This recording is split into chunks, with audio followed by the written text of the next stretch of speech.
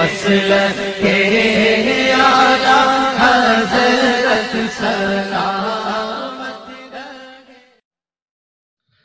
بسم اللہ الرحمن الرحیم، نحمدہ ونصلی ونسلم علی رسولہ الکریم، اما بعد۔ معزز سامعین و ناظرین، وہابیہ دیابنہ اسماعیلیہ فرقہ جب اپنے اکابرین کی گردنوں کو شرک اور کفر کے پھندے سے نکالنے میں ناکام ہوتے ہیں اور ان پر سے گستاخانہ عقائد و نظریات، گستاخانہ عبارات کا گند صاف کرنے میں ناکام ہوتے ہیں تو نیا طریقہ، نیا حربہ استعمال کرنا شروع کر دیتے ہیں۔ موجودہ دور کے وہابیہ دیابنہ اسماعیلیہ فرقے کے مولویوں کا لوگوں کو گمراہ کرنے کے لیے نیا طریقہ، نیا حربہ یہ ہے کہ وہ علماء اہل سنت کی بے غبار عبارات کو اٹھا کر اور ان میں قطع و برید کر کے لوگوں کے سامنے یہ ڈھنڈورا پیٹتے ہیں کہ جی یہ دیکھیں فلاں سنی عالم کی یہ عبارت فلاں سنی عالم کے مقابلے میں، فلاں سنی عالم کے فتوے کی روشنی میں کفریہ اور شرکیہ ہے۔ یوں یہ حضرات لوگوں کو دھوکہ دینے کی ناکام کوشش کرتے ہیں اور اپنے اکابرین کی گستاخانہ عبارات، ان کے کالے دھندوں کو لوگوں سے چھپانے کی ناکام کوشش کرتے ہیں۔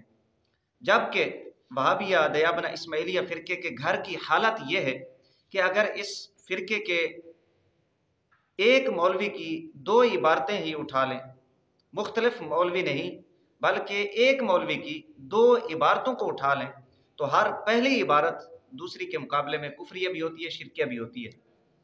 مثال کے طور پر وہابیہ دیابنہ اسماعیلیہ فرقے کے امام مولوی سرفراز خان سفدر گکھڑوی کی دو عبارتیں لے لیں تو ہر پہلی عبارت دوسری کے مقابلے میں کفری اور شرکی ہے، اور پھر یوں وہابی امام سرفراز خان سفدر گکھڑوی خود اپنے اصول کے مطابق اپنی عبارت اپنے فتوے کی روشنی میں مشرک بھی قرار پاتے ہیں اور کافر بھی قرار پاتے ہیں۔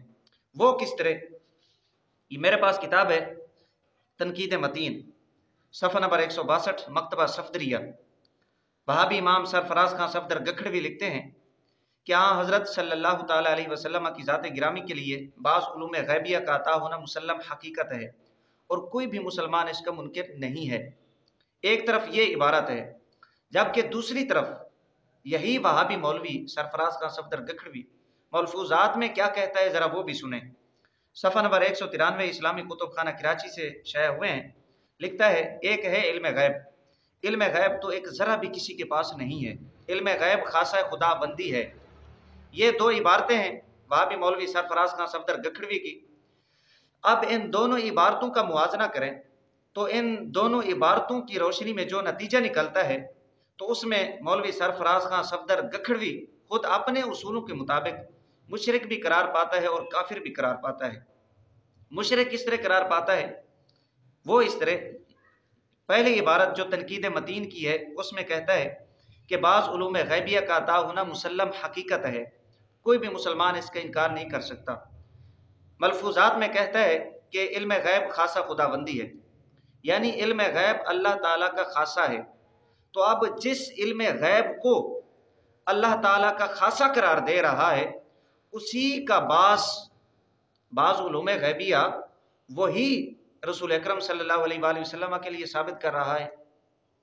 تو یوں مولوی سرفراز خان سفدر گکھڑوی نے رسول اکرم صلی اللہ علیہ وآلہ وسلم کو اللہ تعالیٰ کے ساتھ شریک کیا۔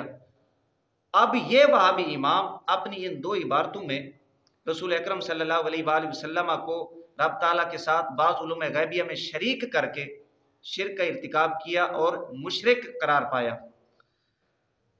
اسی طرح انہی دو عبارتوں کو سامنے رکھیں تو یہی مولوی سرفراز خان سفدر گکھڑوی وہابی جو دوسروں کو مشرک اور بدعتی ہونے کا طعنہ دیتے ہیں، کافر بھی قرار پاتے ہیں۔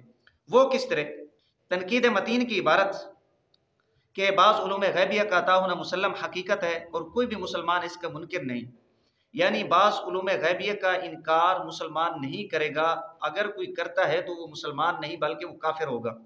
ایک طرف موصوف نے یہ لکھا، جبکہ دوسری طرف یہی مولوی سرفراز خان سفدر گکھڑوی کہتے ہیں کہ ایک ہے علم غیب، علم غیب تو ایک ذرا بھی کسی کے پاس نہیں ہے۔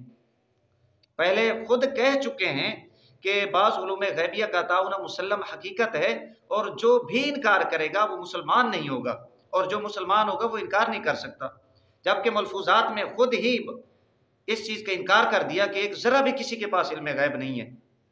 یوں مولوی سرفراز کا سفدر گکھڑوی رسول اکرم صلی اللہ علیہ وآلہ وسلم کے لیے بعض علوم غیبیہ کا عطا ہونا مسلم حقیقت مان کر، اور پھر یہ کہہ کر کہ جو بھی انکار کرے گا وہ مسلمان نہیں ہوگا، ملفوظات میں آ کر انکار کر کے کہ ایک ذرا بھی کسی کے پاس علم غیب نہیں ہے، خود اپنی عبارت اپنے فتوے کی روشنی میں کافر بھی قرار پاتے ہیں۔